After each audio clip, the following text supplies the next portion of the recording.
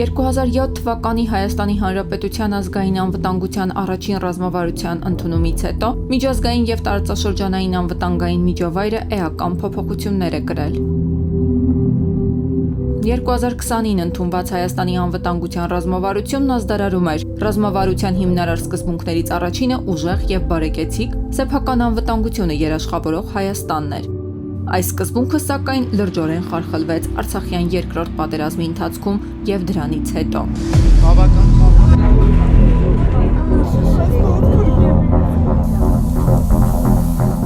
Որոնք են Հայաստանի անվտանգության հիմնական սպառնալիքները։ Դա Արցախի անորոշ կարգավիճակ, պատերազմից հետո հղի Արցախի հետագա դանդաղ հայաթափմամբ, երկրորդ Հայաստանի սահմանների շուրջ ստեղծված իրավիճակ, երբ մենք տեսնում ենք ադրբեջանական զորքերը Հայաստանի տարածքում եւ անհասկանալի է թե երբ եւ ինչպես նրանք կարող են դուրս գալ, եւ երրորդը դա տարածաշրջանի պոտենցիալ վերաճում տարբեր խոշոր խաղացողների միջև կռվախնձորի, նկատի ունեմ առաջին հերթին Միացյալ Նահանգների եւ Ռուսաստանի, որը հավելյալ անկայունություն կբերի տարածաշրջանին։ Ըստ Հայաստանի անվտանգության ամենակարևոր վտանգը Ադրբեջանի դրյալն է։ Չլուծված Արցախյան խնդիր է, պարզ է, որ Արցախի կարգավիճակը պետք է ֆիքսվի, ու երկրորդը բացակայությունը ռեալ ռազմավարական պարտներության։ Մենք չունենք ռազմավարական իսկական պարտներ։ Սրանք չլուծված, սակայն Հայաստանի անվտանգությունը հյուծող մարտահրավերներ են,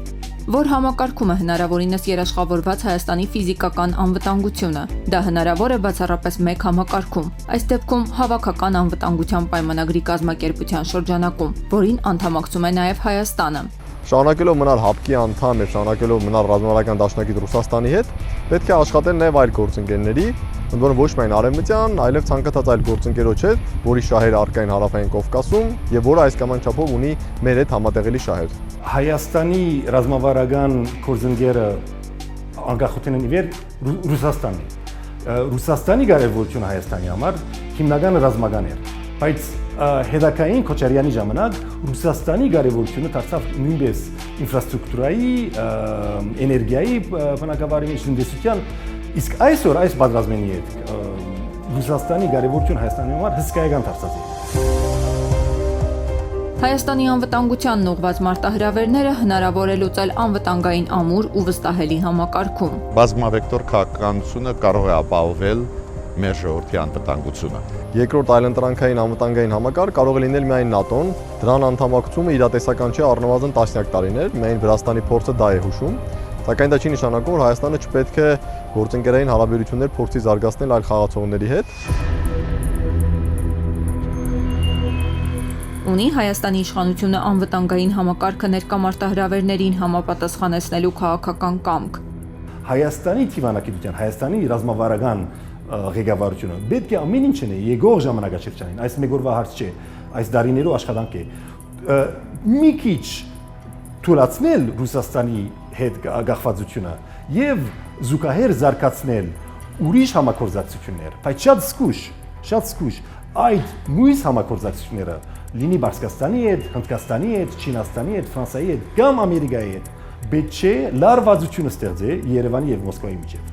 Այս իրականացնելու համար Հայաստանը պետք ունի շատ հմուտ քաղաքական ղեկավարություն, որ այսօր ես չեմ տեսնավորեն։ Դժբախտաբար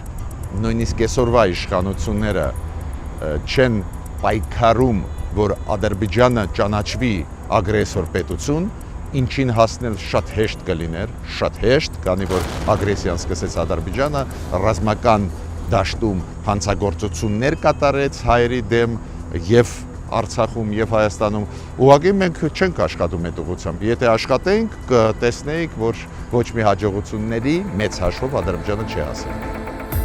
Հետպատերազմյան, ապա եւ նախընտրական դիսկուրսում շահարկվում էր թեզը, թե քաղաքական որոշ գործիչներ իրենց անձնական հարաբերությունների շնորհիվ կարողանում էին ապահովել անվտանգությունը։ Որքանով է նման թեզը կենսունակ։ Ի վերջո, պետության անվտանգության հիմքում անձնական կապերն են, թե պետական ինստիտուտները։ Չեմ կիսում այդ կարծիքը նախկինների, քանի որ փոխարեն ուժեղացնել երկիրը, փոխարեն պայքարել կոռուպցիայի դեմ, ուղիղ հակառակ ճանապարհով էին գնում։ Իրանց ժամանակ եւ կոռուպցիան ուժեղ են եւ մենաշնորհը Ռուսաստանը վերցրեց։ Այսօր էլ Ռուսաստանը ասում է մեր շահերը Հայաստանի հետ չեն համընկնում։ Կային որ անձնական հարաբերությունները նշանակություն ունեն, այդ թվում նաև պետությունների ղեկավարների միջև միանշանակ, սակայն ասել որ դրանք բացարձակ գերակշռող են եւ զուտ անձնական հարաբերությունների միջոցով հնարավոր է որակական փոփոխությունների հասնել, ես դրան չի համաձայնի։ Պատերազմից հետո Հայաստանի ինքնիշխանությունը եւս լրջորեն վնասվեց։ Պատերազմում պարտությունը վերագրվեց ազատություններին, ժողովրդավարությանը։ Անկամ ինքնիշխանությունն ու ազգային անվտանգությունը ներկայացվեցին որպես հակոտնյա, միմյանց բացառող։ Դա կեղծ թեզ է,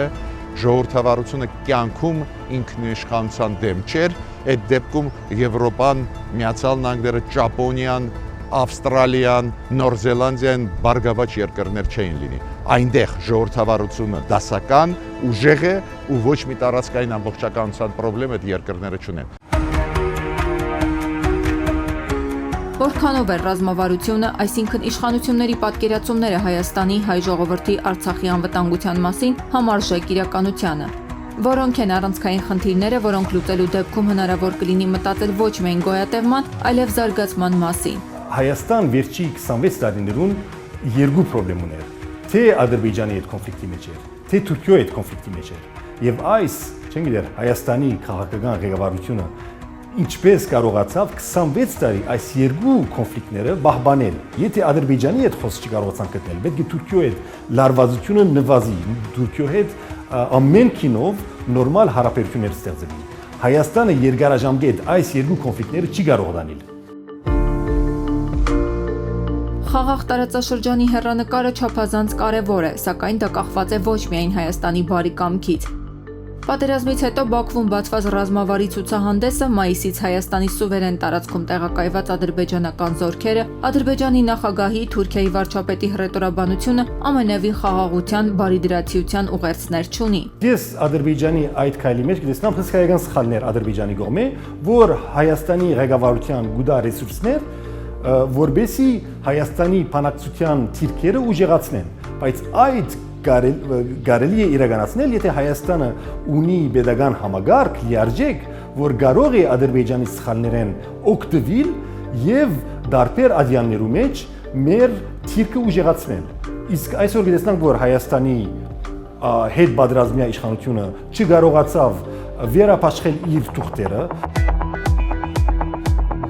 Հայաստանի առաջ կանգնած անվտանգային լրջագույն մարտահրավերները չափազանց բարդ է հաղթահարել միայնակ առանց հայկական միջազգային ներուժի մասնակցության։ Այդ ռեսուրսը пассив գերբով գտեսնանք թե Հայաստանի մեջ, թե Սփյուռքի մեջ, բայց պետք է ունենանք ղեկավարություն, որ գիտակցին, որ իրենց նեղ խումբը բոլոր հարցերը չեն գնալ լուծել։ Իրենք մինագնին չեն գնալ Հայաստանի բոլոր ճակատագրական հարցերը լուծել։ Իրենք ժողովրդի Հայաստանի ռեսուրսներու եւ Սփյուռքի ռեսուրսներու հետ աշխատելով գնան այդ հարցերը լուծել, բայց մենակ չեն կարող լուծել։ Ինչ կենսունակ լուծում է առաջարկում Հայաստանի Հանրապետության ազգային անվտանգության ռազմավարությունը։ Ազգային ինքնության ամենաառանցքային բաղադրիչը հենց կապն է արմատների հետ եւ ազգի պատմության ընթացքում ձևավորված ժառանգության, արժեքների նկատմամբ սեփականատիրական զգացումը, ինչը պիտի ուժեղացնի յուրաքանչյուր անհատի հավատն ու վստահությունը սեփական ուժերի նկատմամբ։ Այսպիսով նաեւ ազգի ժողովրդի հավատն ու վստահությունը սեփական ուժերի նկատմամբ։